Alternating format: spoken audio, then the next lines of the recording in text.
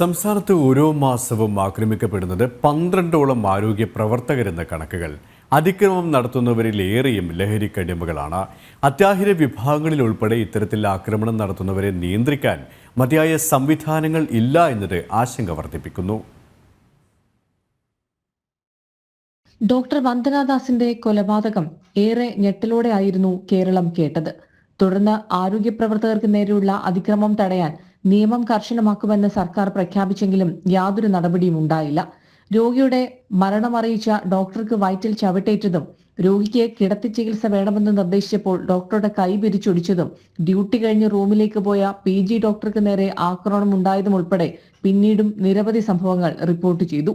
ഓരോ മാസവും 10 മുതൽ 12 ആരോഗ്യ പ്രവർത്തകർ ആക്രമിക്കപ്പെടുന്നുവെന്നാണ് കണക്കുകൾ. അതിക്രമം നടത്തുന്ന പ്രതികളിലേറെയും ലഹരിക്കടിമകളുമാണ്. അത്യാഹിത വിഭാഗങ്ങളിൽ ഇവരെ നിയന്ത്രിക്കാൻ ആവശ്യമായ യാതൊരു സംവിധാനങ്ങളും ഇപ്പോഴുമില്ല. ആക്രമണങ്ങൾ ഉണ്ടാകുമ്പോൾ അതിനെ പ്രതിരോധിക്കാൻ ശേഷിയുള്ള സുരക്ഷാ ജീവനക്കാരെയും നിയമിച്ചിട്ടില്ല. യോഗ്യതയില്ലാത്തവരെ പാർട്ടി പിൻബലത്തിൽ സെക്യൂരിറ്റിയായി നിയമിക്കുന്നുവെന്ന പരാതിയും നിലനിൽക്കുന്നുണ്ട്. മാത്രമല്ല, പരാതി നൽകി പ്രതിയെ അറസ്റ്റ് ചെയ്താലും ഉടൻ വിട്ടയക്കുന്ന പ്രവണതയും ആക്രമണങ്ങൾ വർദ്ധിക്കുന്നതിന് കാരണമാണെന്നും ആരോഗ്യ പ്രവർത്തകർ ചൂണ്ടിക്കാട്ടുന്നു. ജനം, തിരുവനന്തപുരം.